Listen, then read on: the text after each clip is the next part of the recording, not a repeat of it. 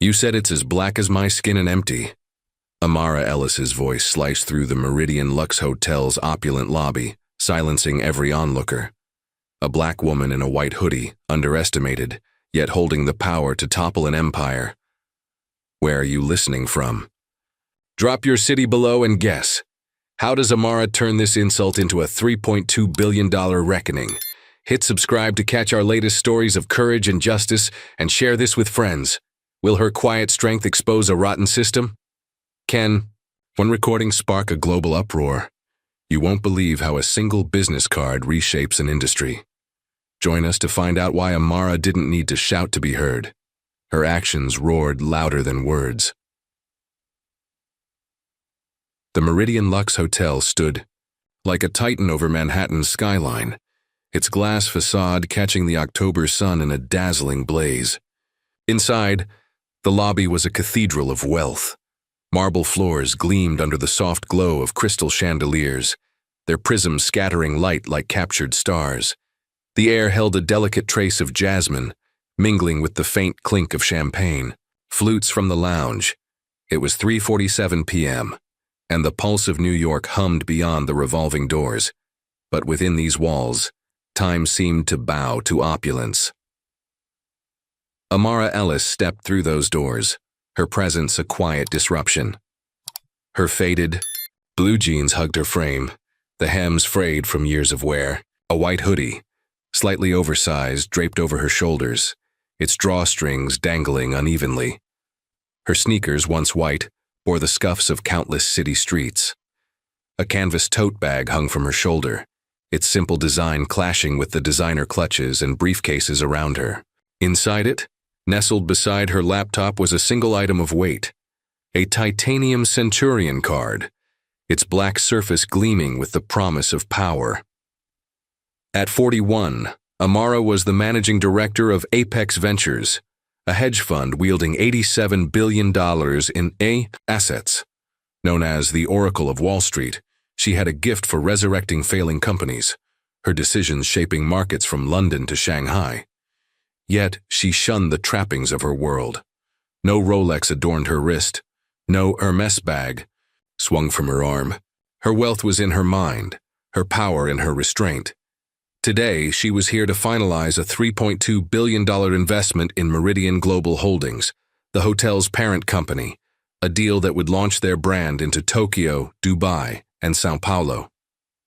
The B lobby buzzed with the elite, men in bespoke suits barking into phones, women in stilettos gliding toward the lounge. As Amara crossed the marble expanse, eyes followed her, not with admiration but with judgment. A businessman in a pinstripe suit paused mid-sentence, his gaze lingering on her hoodie before flicking away. A woman in a fur coat, her diamonds catching.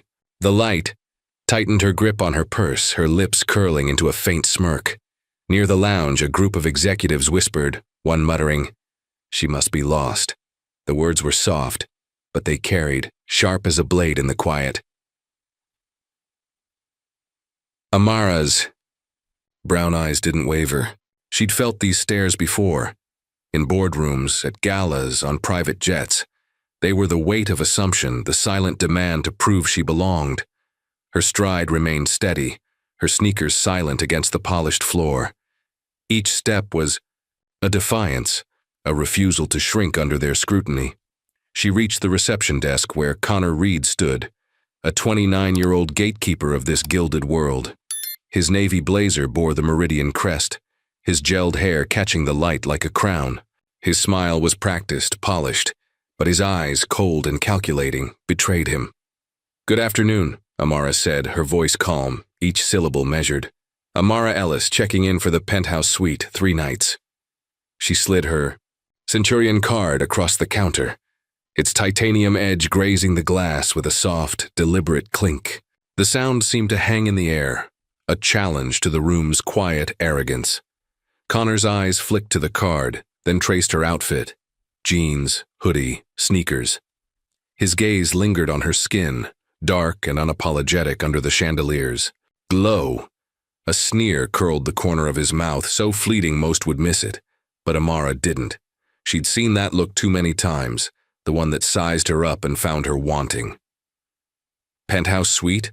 Connor repeated, his tone thick, with skepticism, as if she'd asked for the moon. He tapped at his keyboard, each keystroke loud in the hushed lobby. His eyes darted to her again, scrutinizing. "Name again?" "Amara Ellis," she said, her voice steady, unshaken. The lobby's hum faded, the air growing heavy with attention.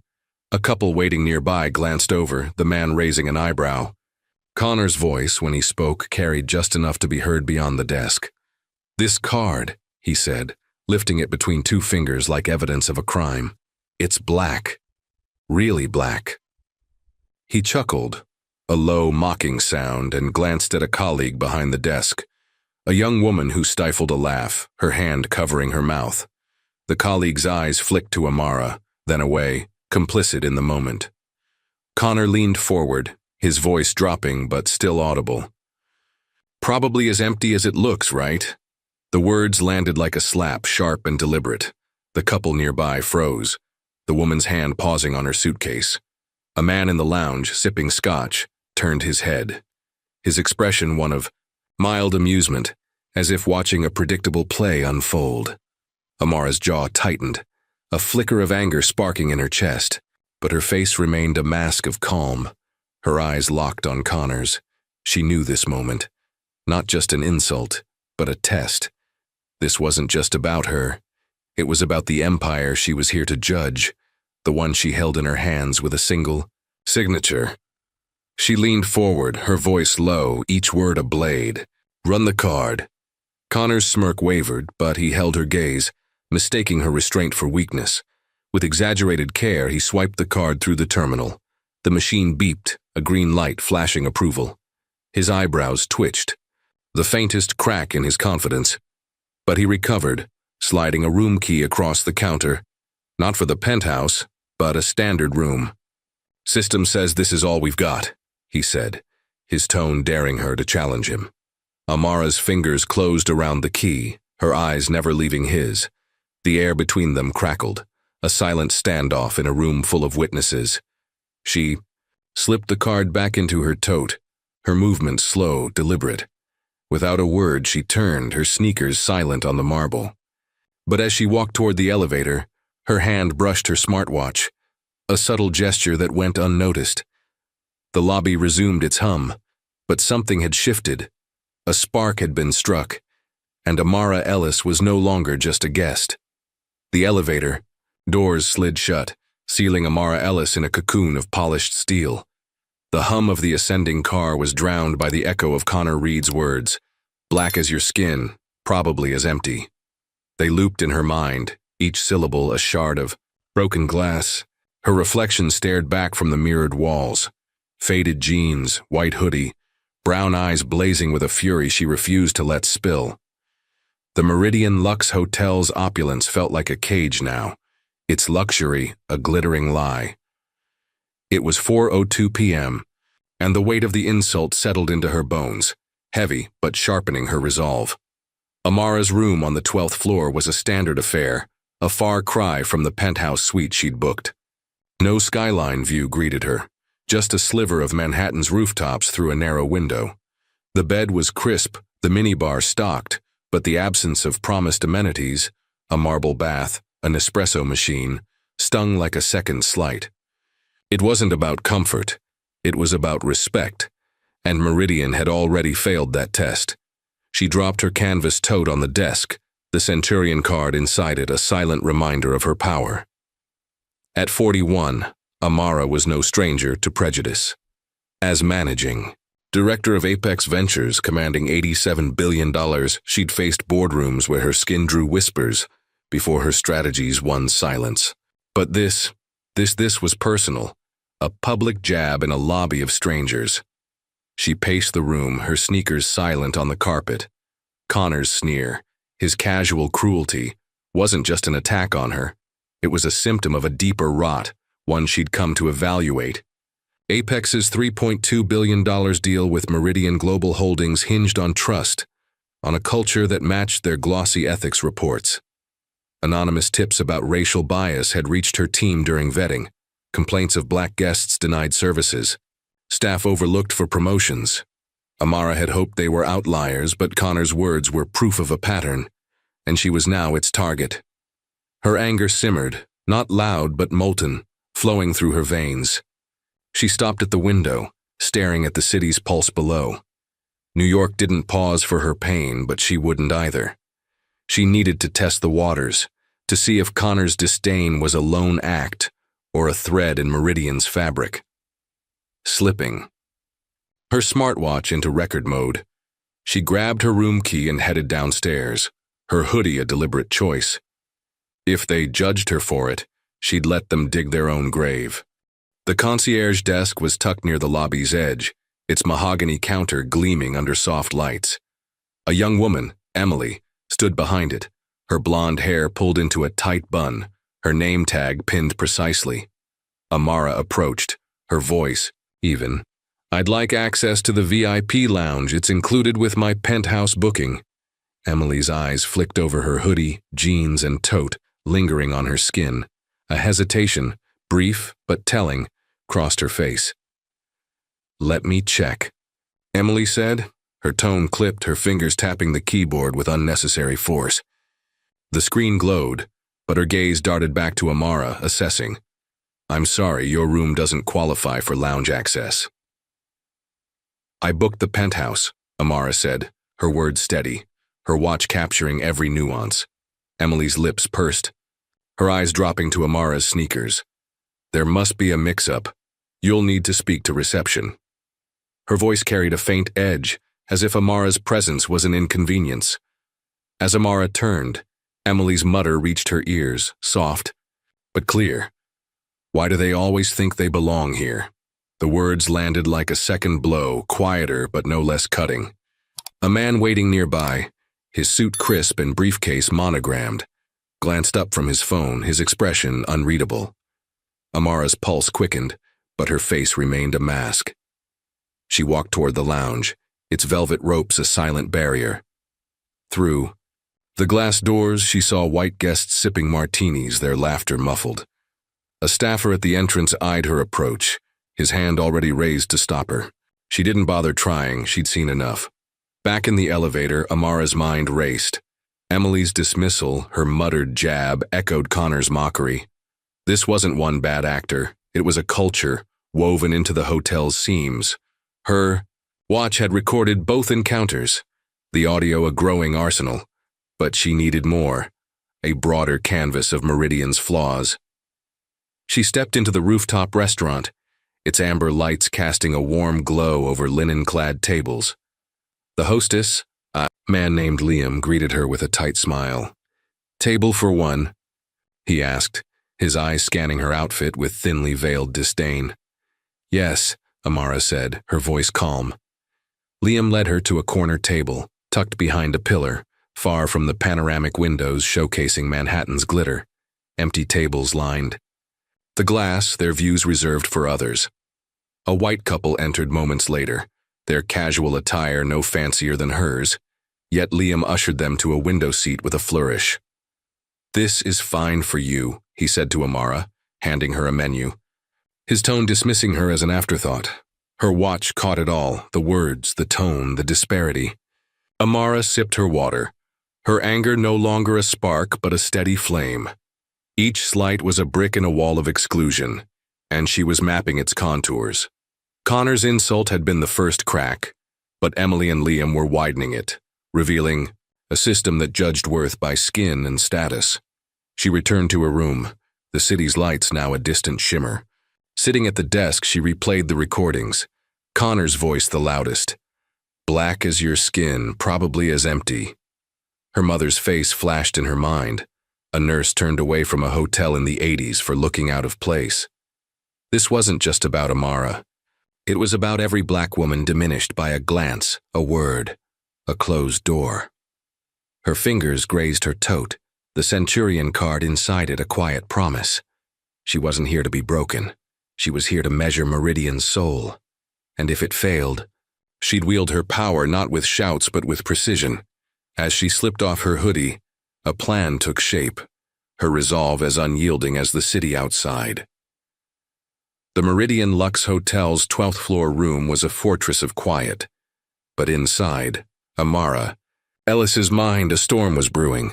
It was 7:14 a.m. on her second day, and the city's dawn painted the narrow window in hues of amber and steel. Her faded jeans and white hoodie lay folded on the chair, a silent rebellion against the hotel's gilded expectations. On the desk, her laptop glowed, its screen open to a secure Apex Ventures portal.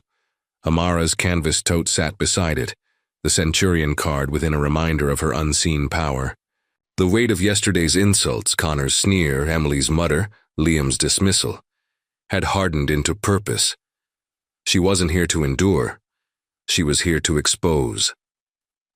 Amara's smartwatch, its recorder primed, rested on her wrist like a soldier awaiting orders. The audio files from yesterday were already uploaded, each clip a shard of evidence. Connor's black as your skin, Emily's why do they think they belong here, Liam's this is fine for you.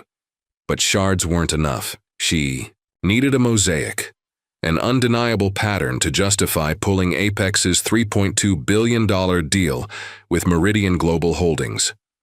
As managing director of a $87 billion hedge fund, Amara didn't make decisions on emotion. Her reputation as the Oracle of Wall Street came from precision, and today, she'd wield it like a blade. She opened a new file in Apex's portal, titling it Meridian Lux Audit, Ethical Violations. Her fingers flew across the keyboard, logging yesterday's encounters with timestamps and descriptions. Check-in, 3:47 p. Margin right, 0, margin left, 0, margin top, 0, margin bottom, 0, M. Racial profiling via mocking comment on Centurion card. Concierge, 4:15 p.m. Denial of VIP lounge access despite booking, accompanied by a derogatory remark. Each entry was clinical, but beneath her calm, a fire burned. This wasn't just about her. It was about every black guest diminished by Meridian's velvet-gloved prejudice. Amara slipped on her hoodie, its worn fabric a deliberate choice. If Meridian judged her for it, she'd let their bias be their noose. She headed to the gym, a glass-walled sanctuary on the 3rd floor, its treadmills humming under morning light. At the entrance, a staffer named Marcus, his badge gleaming, scanned her room key with exaggerated scrutiny. His eyes flicked from her sneakers to her face, lingering on her skin. "Room 1204?" he asked, his tone implying doubt. "Yes," Amara said, her watch recording. Marcus tapped his tablet, his brow furrowing as if her presence was a puzzle. "I need to verify this. Standard rooms don't usually get gym access this early." Behind her, a white man in sweatpants breezed past. His nod to Marcus met with a quick smile and no questions. Amara's jaw tightened, but she stood still, her voice even. "Check the system." Marcus hesitated, then waved her through, his reluctance palpable. The exchange was brief, but her watch caught it. The doubt, the disparity. Inside, she jogged lightly on a treadmill, her eyes scanning the room. A black janitor mopped the floor, ignored by the staffer chatting with white guests. Another thread in the pattern. Next, Amara visited the spa, its entrance a cocoon of lavender and soft music. She booked a massage, presenting her room key.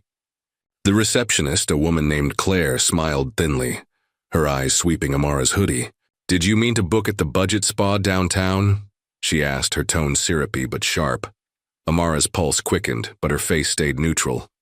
"No, I meant here. Penthouse package." Claire's smile faltered, her fingers pausing on the keyboard. "Let me check," she said, her voice implying Amara was a glitch. The system confirmed her booking, but Claire's eyes lingered, as if the confirmation was a mistake. "It's available," she said finally, her tone flat. Amara nodded, her watch capturing the subtle jab.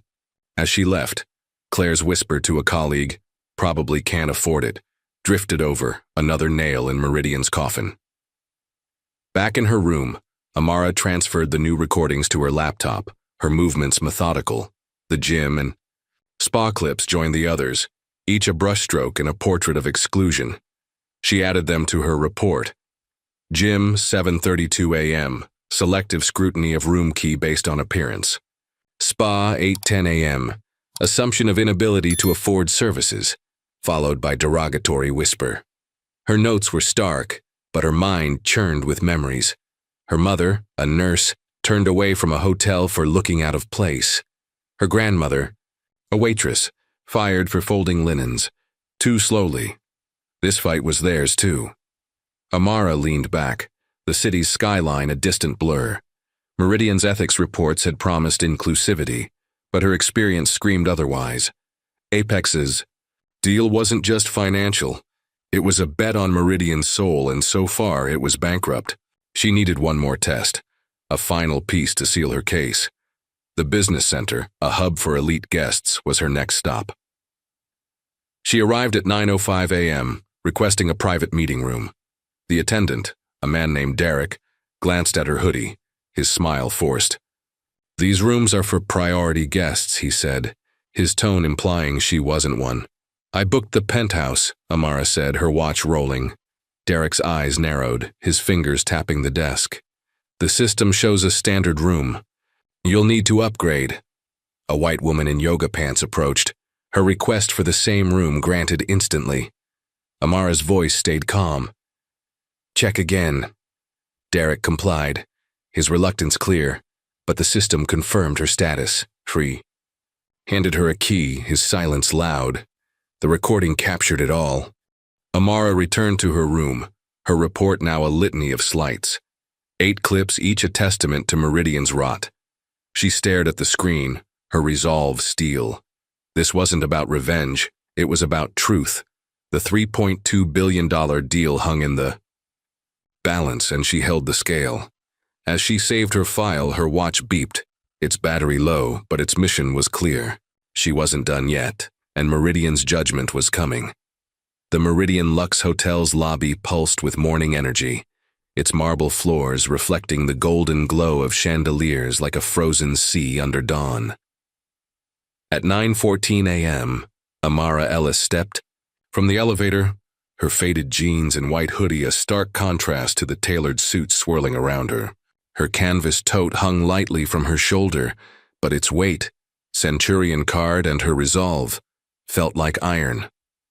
The air carried the sharp tang of espresso from the lounge, but to Amara, it was thick with the residue of prejudice. Today she wasn't here to observe. She was here to strike. Her smartwatch, its recorder primed, hugged her wrist, a silent ally. The evidence she'd gathered, 8 audio clips of slights from the gym, spa, and beyond, sat securely in Apex Ventures' portal, an indictment. Meridian's rot. But it was Connor Reed's first insult. Black as your skin, probably as empty. That burned hottest. A wound she'd turn into a weapon. As managing director of a $87 billion hedge fund, Amara knew power wasn't in volume but in precision. Today, she'd wield it to carve truth from arrogance. The reception desk loomed ahead, its mahogany surface gleaming under recessed lights. Connor stood behind it, his navy blazer crisp, his gelled hair catching the glow like a halo he didn't deserve. He was chatting with a colleague, a young woman whose laughter faltered as Amara approached. Connor's eyes lifted, his practiced smile thinning as he recognized her. "Back again, ma'am?" he said, his tone dripping with condescension, as if her presence was a tiresome rerun. Amara stopped, her sneakers silent on the marble. She placed her Centurion card on the counter, its titanium edge grazing the wood with a deliberate clink. The sound cut through the lobby's hum, drawing eyes. "You said this was empty," she said, her voice low but clear, each word a blade. "Explain." Connor's smirk twitched, his eyes flicking to the card, then to her hoodie, her skin. The colleague shifted, her gaze darting away. "It was just a joke," Connor said, shrugging, his casualness a shield. "No need to get upset, ma'am." His voice carried, loud enough for a couple checking out to glance over, their suitcases pausing mid-roll. "A joke?" Amara repeated, her tone steady but sharp, loud enough to ripple through the lobby. "You said my card is as black as my skin and probably empty. That's your idea of humor?" The words landed like a thunderclap, silencing the chatter.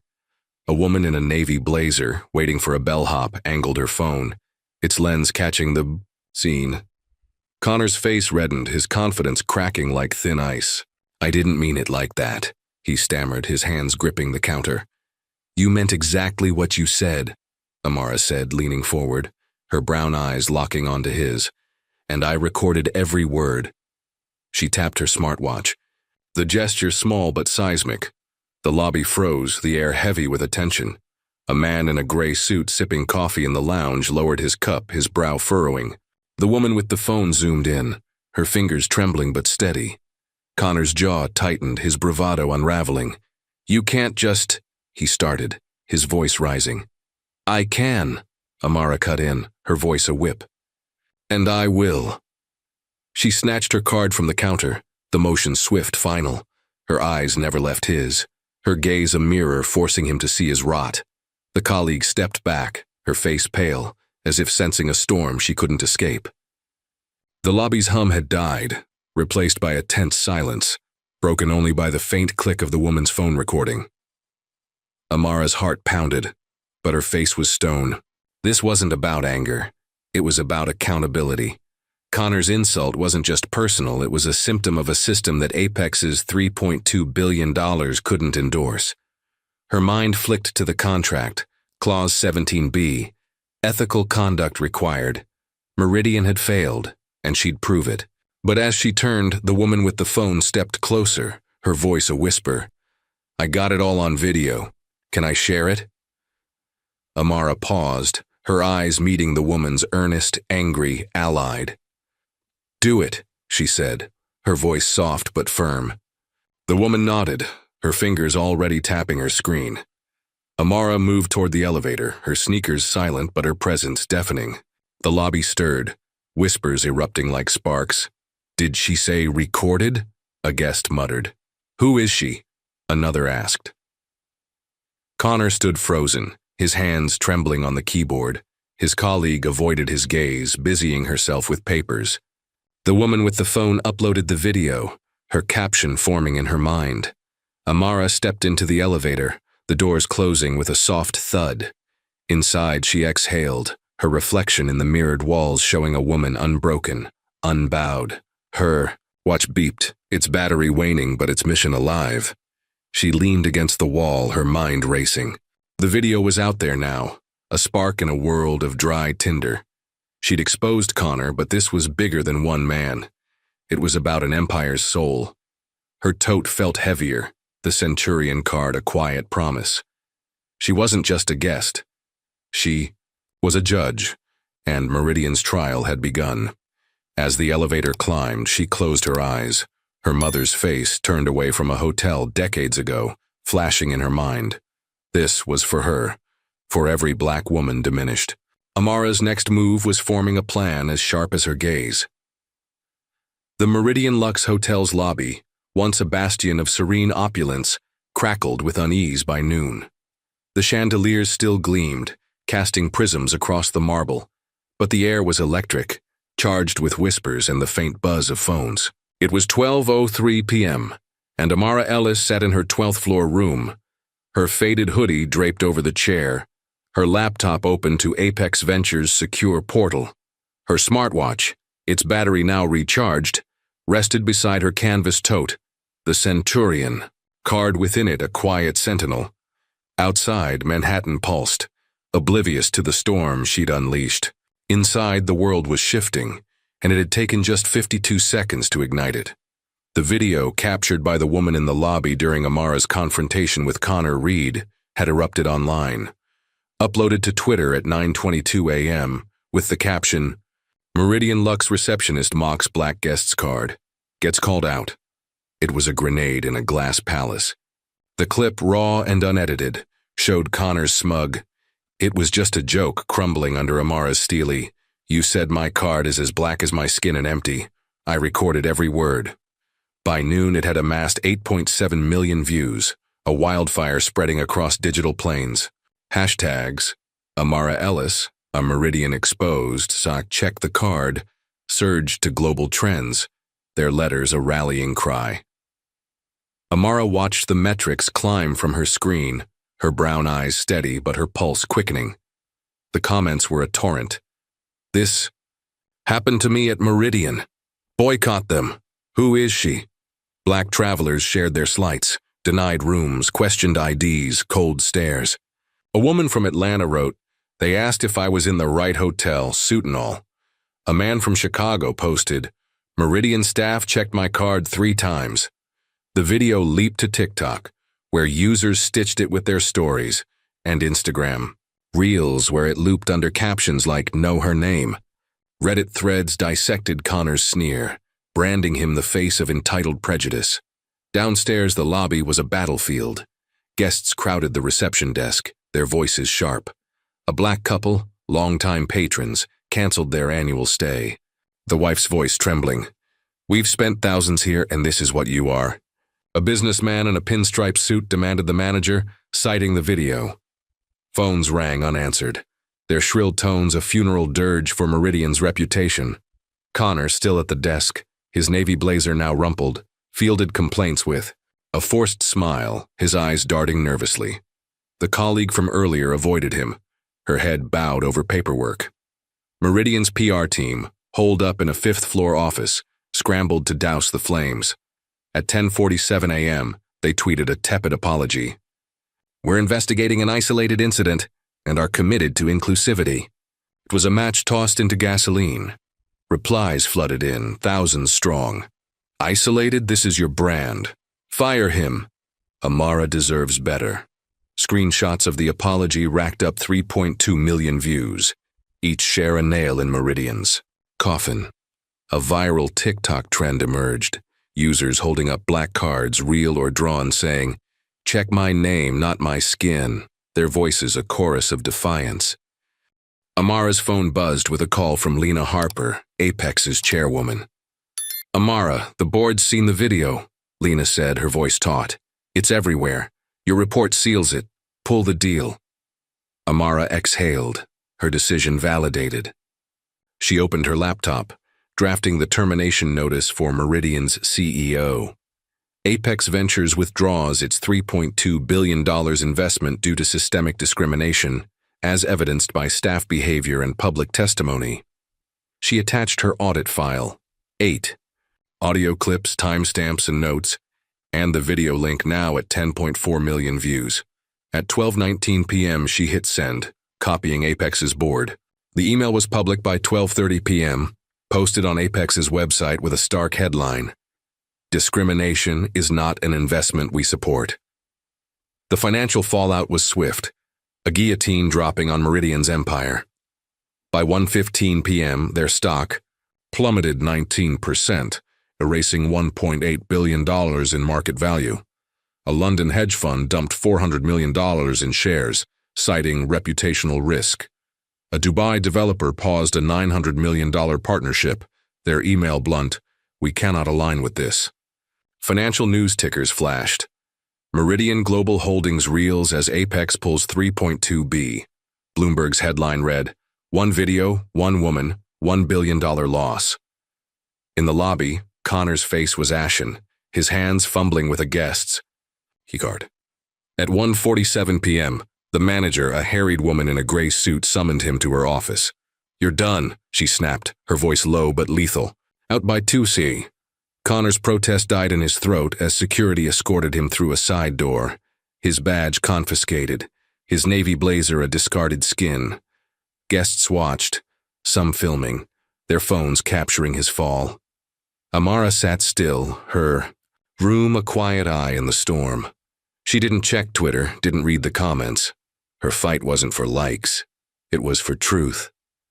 Her mother's face, turned away from a hotel in the 80s, flickered in her mind.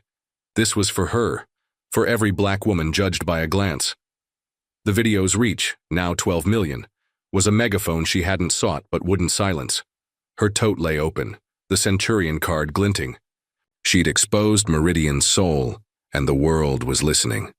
The Meridian Lux Hotel's grandeur was a hollow shell by the morning of Amara Ellis's 3rd day. Its chandeliers still glittered, but their light seemed dimmed, as if mourning. The empire's unraveling. At 7:30 a.m., across town at Meridian Global Holdings Park Avenue headquarters, A glass-walled boardroom buzzed with panic. The air was thick with the scent of stale coffee and desperation. The city's skyline a mocking backdrop through floor-to-ceiling windows. Amara, in her 12th-floor hotel room, remained a distant specter, her faded hoodie and canvas tote untouched by the chaos she'd sparked.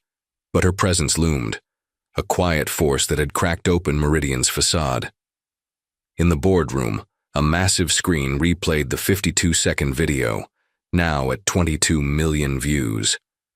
Amara's voice, "You said my card is as black as my skin and empty," cut through the room, followed by Connor Reed stammering, "I didn't mean it like that." The board, 12 executives in tailored suits, sat frozen, their faces a gallery of dread. CEO Gregory Holt, 62, his silver hair disheveled, slammed his fist on the mahogany table. "How did we not know who she was?" he barked, his voice hoarse from a sleepless night. No one answered. They hadn't checked her name, just as Connor hadn't checked her card. The numbers were brutal.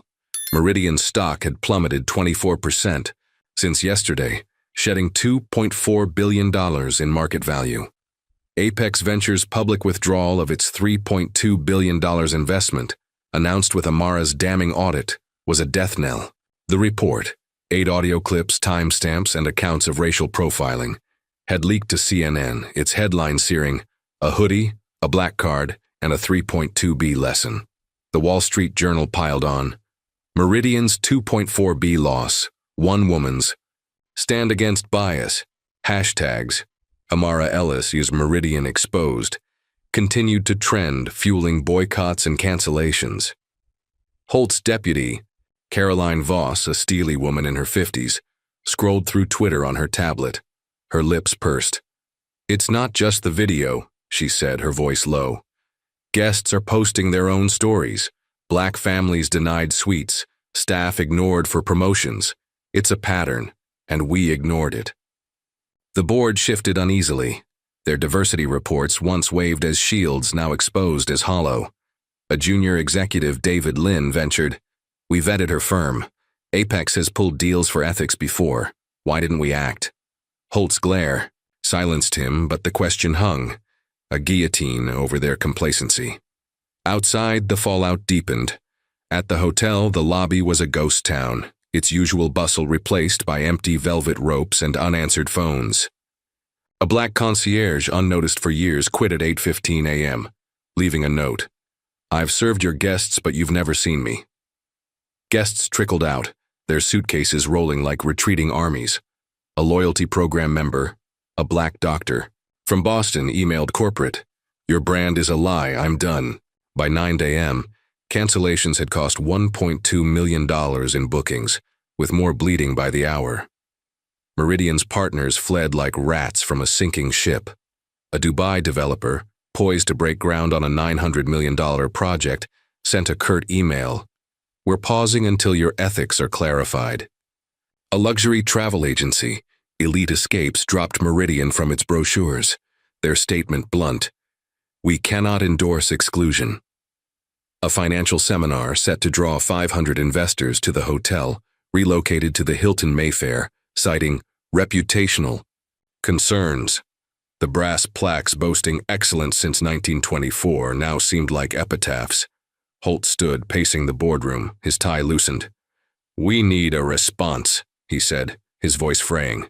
"Training, audits, something." Voss shook her head. "Too late. Apex's report is public. Investors are dumping us." She projected a Bloomberg ticker. Meridian stock down 26%, 2.7B lost. A board member, an older man with a Rolex glinting, muttered, "One woman, one video." Holt spun, his eyes wild. "Not one woman. Amara Ellis, managing director of Apex. She's not a guest, she's a titan." The realization landed like a bomb. Amara's name, ignored at check-in, was now a synonym for reckoning.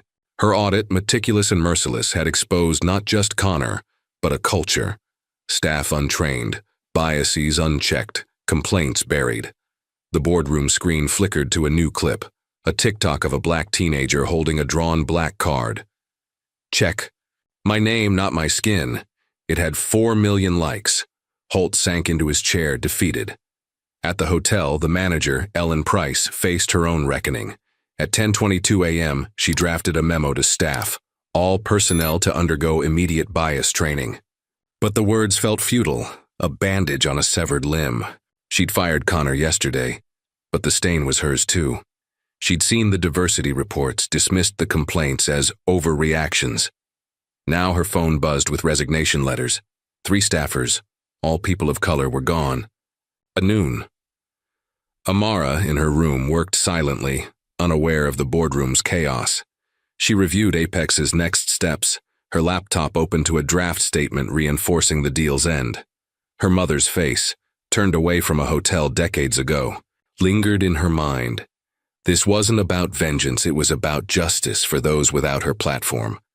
Her tote sat open, the Centurion card a quiet anchor. The boardroom clock ticked past 11 a.m. Holt's voice broke the silence. We rebuild or we die. But the hashtags kept growing, the cancellations kept coming, and Amara's shadow stretched longer. Meridian's soul was on trial, and the verdict was still unfolding. The Meridian Lux Hotel's lobby, once a beacon of untouchable luxury, stood eerily quiet on the 4th day, its marble floors reflecting a muted dawn. The chandeliers hung heavy, their prisms dulled by the weight of a fallen empire. Beyond these walls, the hospitality industry trembled, caught in the aftershocks of Amara Ellis's stand.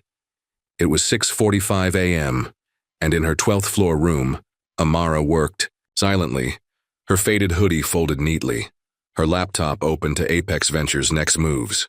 Her canvas tote rested on the desk, the Centurion card within it a quiet symbol of the power she'd wielded, not with shouts, but with truth. Across Manhattan, boardrooms buzzed with a new urgency. Amara's audit, paired with the viral video, now at 28 million views, had ignited a reckoning far beyond Meridian Global Holdings. The hashtags, Amara Ellis, she Meridian Exposed, had morphed into Check the Card, a global call for accountability. Her 52-second confrontation with Connor Reed, his sneering, "It was just a joke," drowned by her steely, "I recorded every word," was no longer just a moment. It was a movement. The industry, long cloaked in polished promises of inclusivity, faced a mirror it couldn't ignore. At Ernst & Young's Midtown office, a team of consultants unveiled the Ellis audit at 8 a.m., a rigorous framework inspired by Amara's report.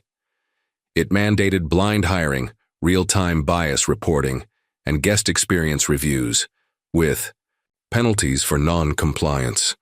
The lead consultant, a black woman named Dr. Nia Carter, addressed a packed room of hotel executives. Amara Ellis didn't just expose Meridian. She exposed us all. Change or be left behind. By noon, 4 major chains, Monarch Residences, Horizon Collection, Sterling Suites, and Azure Hotels, adopted the audit, their CEOs signing pledges live-streamed on LinkedIn. In Chicago, the Monarch Residences chain rolled out a 24/7 anonymous hotline for staff to report discrimination. Its first call logged at 9:17 a.m. A black bellhop cited years of being passed over for promotions. In Miami, Horizon Collection introduced bias simulation training, where managers role-played as marginalized guests, their discomfort a lesson in empathy. Sterling Suites, based in Los Angeles, replaced their diversity brochures with actionable metrics, 30% of leadership roles to be filled by people of color within 2 years. Azure Hotels in London partnered with minority-owned businesses for supplies, their contracts signed by day's end. The ripple effect reached academia. At NYU's Stern School of Business, Professor Elena Torres added the Meridian Collapse to her MBA curriculum, her lecture hall packed at 10:30 a.m. Culture isn't a poster, she told students, projecting Amara's audit. It's what happens at the front desk when no one's watching. Her syllabus cited Amara's $3.2 billion deal pull as a case study in ethical investing, with Apex Ventures hailed as a model. Harvard and Wharton followed, their case studies, downloaded 12,000 times by evening. Consulting firms capitalized on the shift. McKinsey published a report at 1 p.m. The Amara Effect: Why True Change Fixes Systems, Not Optics. It cited Meridian's $2.7 billion market value loss and warned, hospitality must rebuild trust or face extinction. Deloitte launched a $10 million initiative to train 5,000 hotel staff in bias recognition. Their sessions were booked solid. By 2:15 p.m., smaller firms like Equinox Analytics offered Ellis-compliant audits, their phones ringing off the hook. The public's voice amplified the pressure. On Twitter, Boycott Meridian trended alongside Ball Support Ellis, with users sharing pledges to book only with audited hotels. A viral Instagram post from a Black travel influencer, A Wander with Zoe, read, "I'm done with places that smile while judging my skin." Her 1.2 million followers shared it, driving traffic to a new app, Inclusive Stays, which rated hotels on equity metrics. By 3 p.m., the app had 50,000 downloads, its servers crashing under demand. Amara, still in her room, was unaware of the industry's convulsions. She drafted a memo to Apex's board, outlining reinvestment options for the $3.2 billion, prioritizing firms with verified ethics. Her phone, silenced, buzzed with unread messages, reporters from Forbes, a TED Talk invite, a Time magazine query. She ignored them, her focus unbroken. Her mother's memory, a nurse denied entry to a hotel in the 80s, anchored her. This wasn't about fame. It was about forging a path for those without her platform. At the Meridian, the lobby's silence was deafening. A single guest checked out at 4:12 p.m., her suitcase's wheels echoing. The manager, Ellen Price, stood behind the desk, her eyes hollow. She'd issued a second apology email, promising reforms, but it sank like a stone in the digital sea.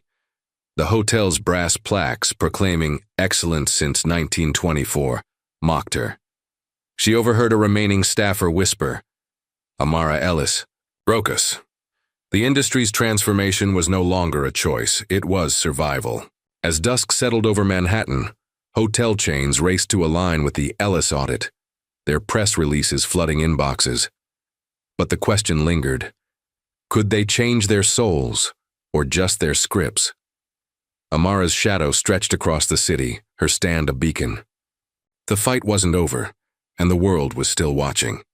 The Meridian Lux Hotel's lobby, once a stage for grandeur, was a mausoleum of its former glory on the fifth day.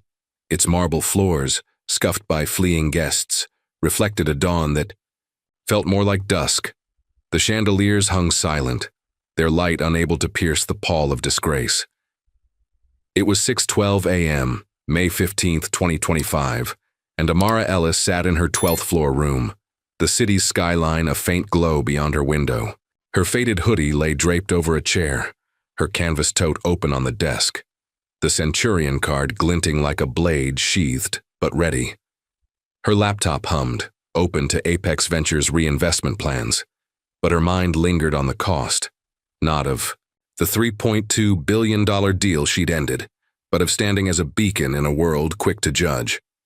Amara's phone, silenced, vibrated with unread messages. CNN, Vogue, a podcast host begging for her voice. She ignored them, her brown eyes fixed on a framed photo slipped from her tote, a faded image of her mother, a nurse in a crisp uniform, smiling despite a life of slights. In the 80s, her mother had been turned away from a hotel for looking out of place, her dignity bruised but unbroken. Amara's fight was for her, for every black woman diminished by a glance, a sneer, a closed door. Yet the weight of being a symbol pressed on her, a quiet toll born in solitude. Across town, Connor Reed's world had collapsed into a rented studio in Queens, its peeling walls a far cry from Meridian's polish. At 7:03 a.m., he sat on a sagging couch, his navy blazer discarded in a corner like a shed skin. His LinkedIn, deleted after 15,000 reports, was a ghost, his name blacklisted on job platforms. A Reddit thread with 42,000 upvotes tracked his fall, from mocking a titan to bartending upstate. He'd tried a bar job in Poughkeepsie, but a guest recognized him, their TikTok post, Meridian's racist pouring shots. garnering 2 million views. Connor's phone, once alive with notifications, was silent, his texts to former colleagues unanswered. His arrogance, once a shield, was now a chain, dragging him into obscurity. At the hotel, Ellen Price, the manager, stood behind the deserted reception desk at 8:22 a.m., her gray suit wrinkled, her eyes hollow. She'd fired Connor, issued apologies, but the stain was hers. She'd ignored complaints of bias, dismissed them as misunderstandings. Now her inbox overflowed with resignations. 5 staffers, 4 of them people of color, had quit, their notes citing a toxic culture. A black housekeeper, Maria, left a post-it. "I cleaned your rooms, but you never saw me." Ellen's hands trembled as she read it, her career unraveling with each empty shift. Amara's toll was different, not of ruin but of isolation. At 9:15 a.m., she sipped black coffee, no sugar, in her room, reviewing Apex's next steps. Young intern, a black woman named Kayla, had emailed her, "I want to learn your strength, Ms. Ellis." Amara's reply was brief, "You already have it." But the words felt heavy. She'd become a beacon, but beacons stood alone, their light casting shadows others couldn't see. Her mother's photo grounded her, a reminder that this was bigger than her pain. Outside, the public's anger fueled the storm. On Twitter, Charn Boycott Meridian trended with 1.3 million posts, users sharing stories. Meridian staff asked if I was a delivery driver, wrote a black lawyer. Instagrams of Travel with Justice with 800,000 followers posted Amara's audit captioned, "Her fight is ours." A TikTok trend, check the card, showed users, black, brown, white, holding up cards, demanding respect. One video by a black teen in Atlanta hit 5 million likes. "Amara taught me my worth isn't my skin." The movement wasn't just digital, it was personal, a collective refusal to be unseen. At Meridian, the lobby's silence was a wound. A lone guest checked out at 10:07 a.m., her heels clicking like a metronome of defeat. The hotel's market value, down $3.1 billion, was a headline on CNBC. Meridian's fall, a lesson in accountability. Ellen overheard a bellhop whisper, "Amara didn't just win, she changed the game." The words stung, a truth she couldn't dodge. Connor in his studio scrolled X, his fingers pausing on a post. "Amara Ellis is a hero." He tossed his phone, the screen cracking on the floor. His fall wasn't just professional, it was existential, a man unmoored by his own hubris. He'd judged Amara by her hoodie, her skin, and now the world judged him. Amara packed her tote, her movements deliberate. She'd leave soon, her work here done. But the toll lingered, a quiet ache for those who'd face what she had, without her platform. Her mother's smile in that faded photo was her anchor. She wasn't a hero, just a woman who refused to bow. As she zipped her bag, her watch beeped, a reminder of time's march. The world had seen her truth, but its cost was hers to carry. The Meridian Lux Hotel stood like a relic under Manhattan's gray dawn, its glass facade dulled by the weight of its disgrace. The lobby, once alive with the clink of champagne and the rustle of wealth, was a silent tomb, its marble floors echoing only the steps of a lone janitor. It was 7:03 a.m. on May 16, 2025, and Amara Ellis had left the hotel hours ago, her canvas tote slung over her shoulder, her faded hoodie a quiet defiance to the end. She was gone, but her shadow stretched long, a beacon that had reshaped a city, an industry, a world. In her Washington, D.C. office at Apex Ventures, Amara sat at her desk, the morning light filtering through the blinds. Her laptop was open, but her eyes rested on a faded photo tucked beside it. Her grandmother, a waitress in the 60s, fired for her race, her smile defiant despite the pain. Amara's fight, sparked by a receptionist's sneer 5 days ago, was for her mother, for every black woman whose worth was judged by skin, not soul. She'd become a symbol, not by choice but by necessity. Her $3.2 billion deals end a spark that lit a global fire. Amara's legacy was no trophy. It was a shift in the air, a new pulse in the veins of society.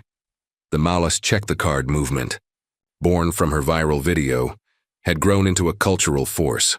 On X, 2.1 million posts bore the hashtag, each a story of defiance. A black student refused service at a cafe, a Latina nurse questioned at a resort, a South Asian CEO dismissed as staff. A viral post from Everyday Equity, with 3 million likes, read, "Amara Ellis didn't just expose Meridian, she gave us a voice." The movement transcended hospitality, touching retail, tech, and education, where workers and customers demanded respect over optics. Her audit, a meticulous chronicle of Meridian's bias, became a blueprint. The Ellis audit, adopted by 27 hotel chains worldwide, was more than policy. It was a vow. In Dubai, a Marriott implemented real-time bias reporting, its first case resolving a black guest's complaint in hours. In Tokyo, a Hilton-trained E2 staff was trained to recognize microaggressions. Their sessions cited in a Nikkei article, "The Amara Effect Redefines Luxury." In Atlanta, a boutique hotel hired its first black general manager, her office displaying a framed quote, "Check, my name, not my skin." By 9 a.m., the audit's metrics were public. 200 complaints resolved, 400 staff retrained, and 15% more diverse leadership across adopters. Amara's stand rewrote narratives. At Howard University, a student group launched the Ellis Fellowship at 10:15 a.m., funding black women in finance. Its first scholar, a 19-year-old named Zaria, cited Amara in her application. "She showed me power doesn't need a suit." In London, a black-owned travel agency, Unity Journeys, saw bookings triple. Their slogan, "Travel where you're seen," echoing Amara's fight. The New York Times ran a feature at noon. Amara Ellis, the titan who stayed silent. Its reporter left her a note. Why no interviews? Amara's reply was simple. The truth spoke for me. Meridian, a cautionary tale, was a ghost of itself. Its market value, down $3.5 billion, was a Bloomberg headline. Meridian's fall, a legacy of failure. The hotel's lobby, photographed for a viral Reddit thread, was captioned, "Where Prejudice Lost." Its parent company, Meridian Global Holdings, faced lawsuits from former staff, their claims citing years of ignored bias. The brass plaques, once boasting excellence since 1924, were removed, their absence a silent admission. Amara shunned the spotlight. She declined a TED Talk, a Time Woman of the Year nomination, and a CNN special. A colleague at Apex, watching her sip black coffee, no sugar, said, "You're a hero." Amara shook her head. "I'm not the center, I'm the spark." Her office held no awards, just her grandmother's photo, a reminder of the quiet warriors before her. At 11:30 a.m., she met with Apex's board, redirecting the $3.2 billion to minority-led firms, her voice steady. "We invest in integrity, not empires." The world had changed, but not enough. On X, a post surfaced, "Amara won, but I was profiled today." It had 50,000 retweets, a reminder that her fight was a beginning, not an end. In Harlem, a black barista wore a pin, "Ellis inspired." In Cape Town, a hotel worker shared her story, hashtag #Amara Effect. Her legacy wasn't in headlines, it was in the courage she'd awakened, the mirrors she'd forced others to. As Manhattan's dusk settled, the Meridian stood empty, a monument to what was. Amara, back in D.C., closed her laptop, her grandmother's smile her guide. She'd shifted the world, not with noise, but with truth.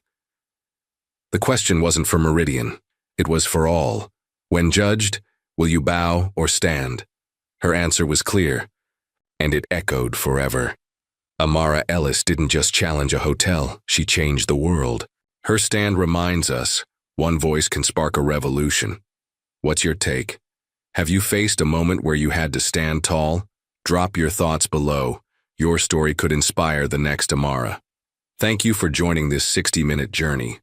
Through her triumph, Hit like, share, and subscribe to catch more tales of courage that reshape our world.